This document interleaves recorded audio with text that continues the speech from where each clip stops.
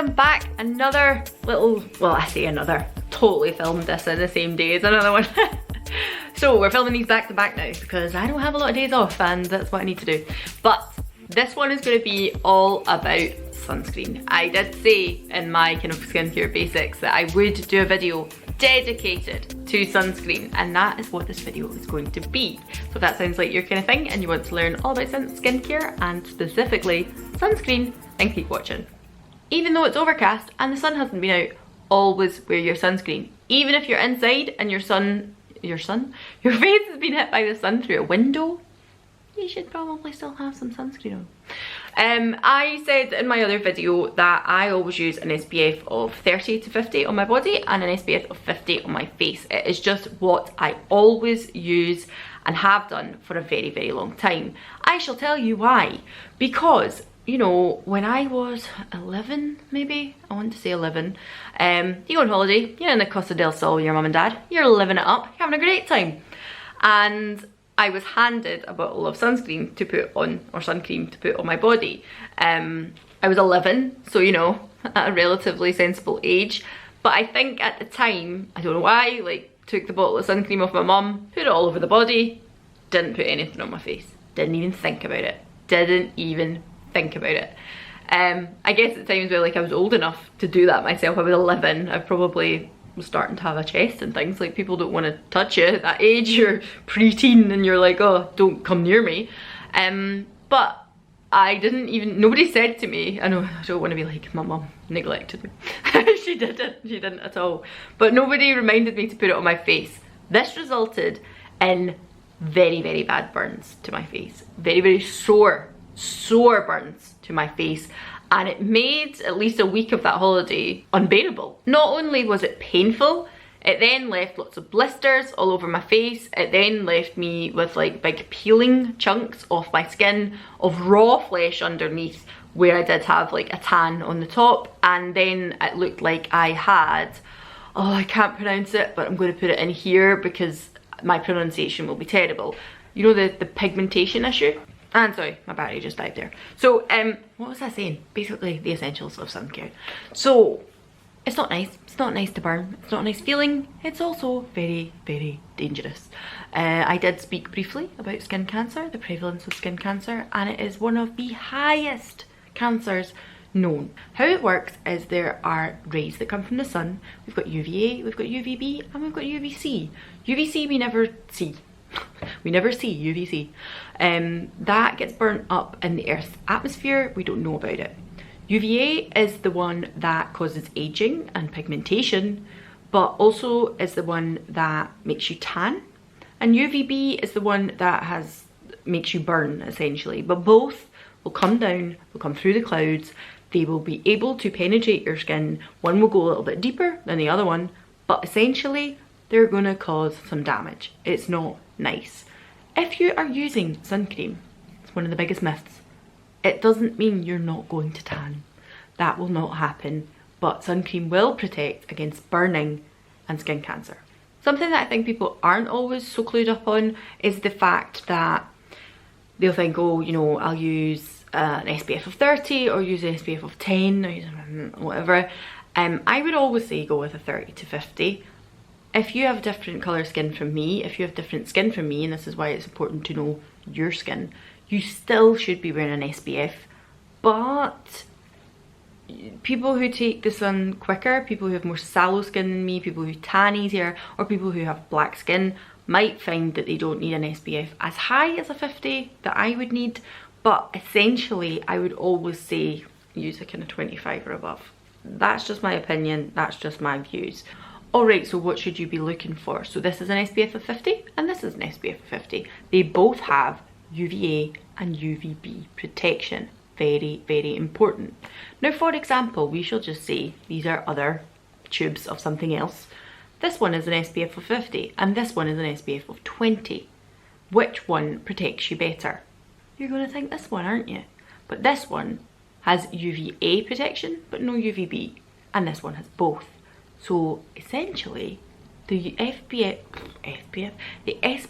of 20 might actually be protecting you more because it has both That's very important, and I think it's something that a lot of people forget, or they don't really realise, they don't understand. They just see the higher number and they think that means that is the better protection.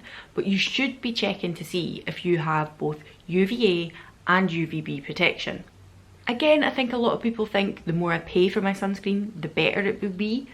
It might be a better formulation, it might feel a little bit more luxurious, it might sink into your skin a little bit better than cheaper alternatives. But what you will find is that a lot of sunscreens, for instance Aldi, that's sometimes where we get ours, has both UVA and UVB protection. It has the kind of 5-star UV rating from cancer societies. So you really want to be looking for the one that has both, and it doesn't really matter if it's more expensive or not. If the one at £20 it feels luxurious and all that, and it has the 5-star rating, and it has UVA and UVB, fine if that's what you want to buy. But if that £20 one only has protection as UVB, and the one in Aldi at £5 has all the other stuff, I'm going to go with the cheaper option. Doesn't mean to say because you feel more luxurious, it feels like a nicer moisturising experience, that it is doing the job it is designed for. Please remember that. As I said on my basics video as well, that you should be applying it even on cloudy days. You should be applying it even if you're only going to be out in the sun for an hour. The other thing that I think is really fairly important that maybe people don't think is you should be layering your skincare. We will get into that in another video, but with regards to sunscreen, it should be the last thing that you put on your face after a moisturiser. Let the moisturiser go on, leave it for, you know, half an hour or whatever, then put your sunscreen on. If you're using a moisturiser with SPF in it, like ones that I showed you there, then you could put them directly on. You don't need to use a moisturiser and a sunscreen, but please put it on at least 15 minutes before you go out of the house. And if you're going to put on a makeup on top of any of them, I would say give your sunscreen 20 minutes before you put on your makeup, because essentially if you put on your moisturiser with sunscreen in it and then you go straight on with a primer or a foundation or something like that, you could just be wiping away your protection. It's very important you give it time to sink into the skin to be able to let it do what it's supposed to. Also, if you just put your sun cream on and go straight outside, then that first 15 minutes you could essentially burn. So that's why I say always put it on 15 minutes before you leave the house. Not only that, you should be reapplying it every 2 to 3 hours, even the one on your face. So if you have got makeup on and you're outside for 4 or 5 hours, then I'm sorry, you're gonna have to put on more sunscreen on top, which is essentially why when I go out to sunbathe for any length of time, I'm not going to have any makeup on, because I couldn't be bothered with the faff. I'd rather just have the sunscreen on and go about my day and be able to reapply it.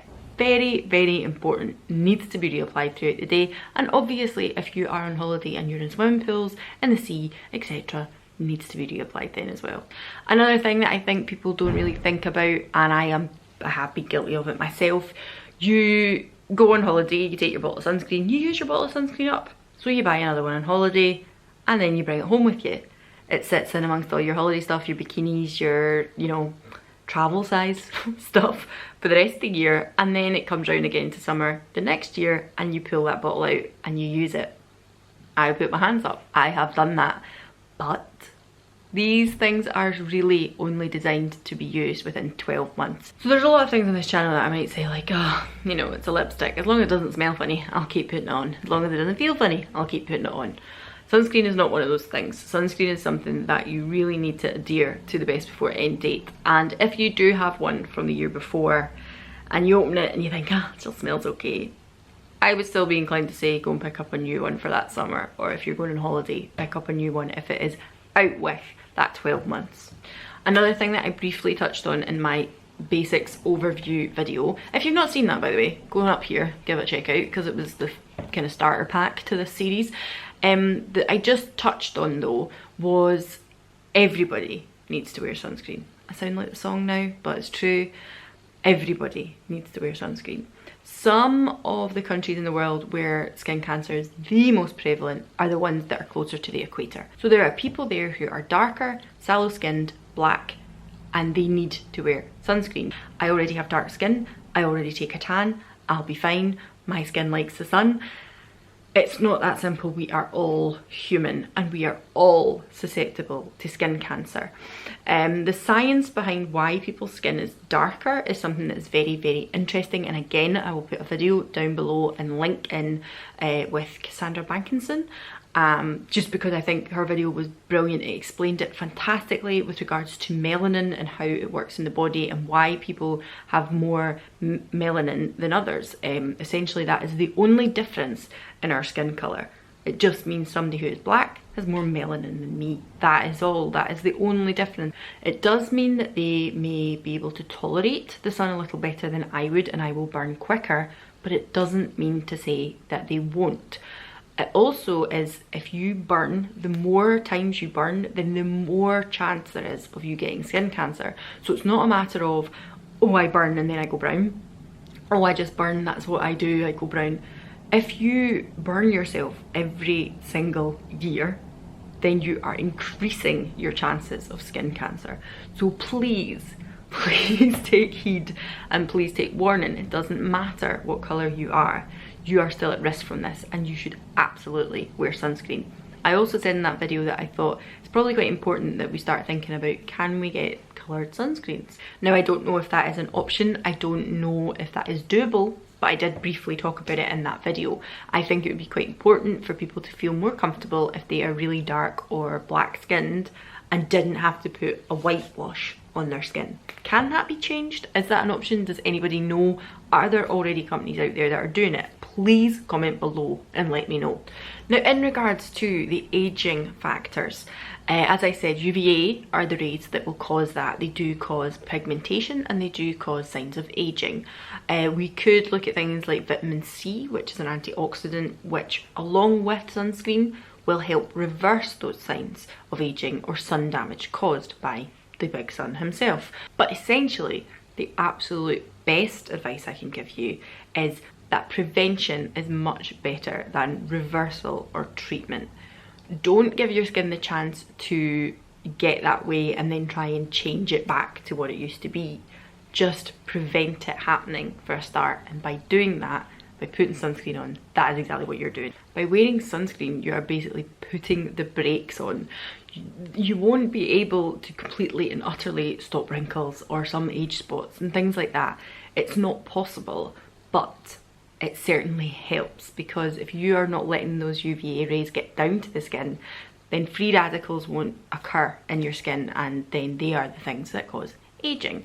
Again, we will go into this in greater detail when I'm talking about antioxidants and vitamin C. And lastly, I want to just leave on a little debunking myth note. I do believe I've seen a lot of things on social media recently that are saying that wearing sunscreen affects how vitamin D gets into your body. Now, vitamin D is the thing we need to have strong bones.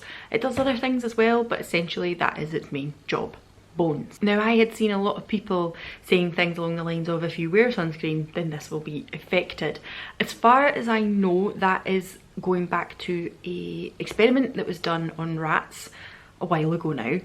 And to be honest with you, I'm just gonna say nonsense.